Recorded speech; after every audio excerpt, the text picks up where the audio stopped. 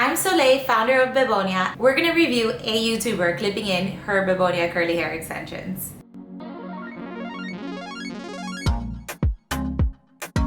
While reviewing the videos, I'm gonna let you guys know what they could have done differently so that you guys can learn from it and use these tips to blend your extensions super well with your natural hair. We are starting with Amanda, and first I just want to say how beautiful she is and how amazing her skin is. Kudos to her for first starting off by braiding the bottom piece of her hair. This is super important because it does help reduce your natural hair from popping forward and from just being visible, especially if your hair is shorter and you're adding length. Now, I also noticed that she's double stacking the extensions, which is awesome. 2 thumbs up, because that does mean that she's gonna avoid any like sparse hair towards the bottom. So good for you, Amanda.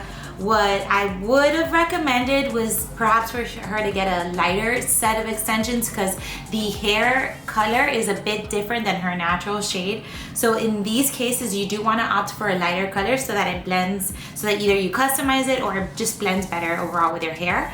Now what she's doing is she's wetting her hair and kind of like reactivating the product, which is also a really good idea because what happens is that when you're clipping in the extensions, you're separating your hair and therefore causing frizz because, as you know, once you touch your curls, they're gonna frizz up.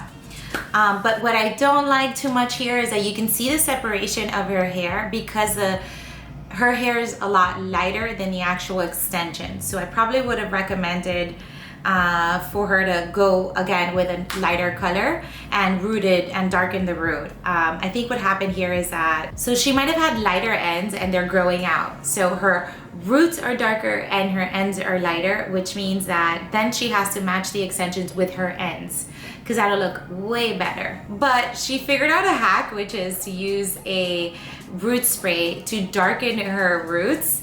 So if you see this, she's darkening her roots in order for her to blend it in with the extensions.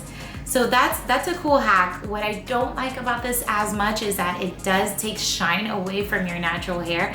So it does like mattify it, and you can kind of see that here. So one of the biggest things that I like to recommend is that for people to be cautious of this separation here. So what I would have done differently, and I would have recommended, or even if I was clipping in these extensions into her hair, I would have actually clipped them in higher.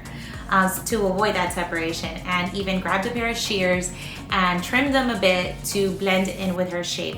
I think that would have made a major difference, and it would have made her feel way more confident because then you don't see a separation between her natural hair and the hair extensions. So that's it. I hope you guys really enjoyed this video and that it was very helpful and you can learn from it.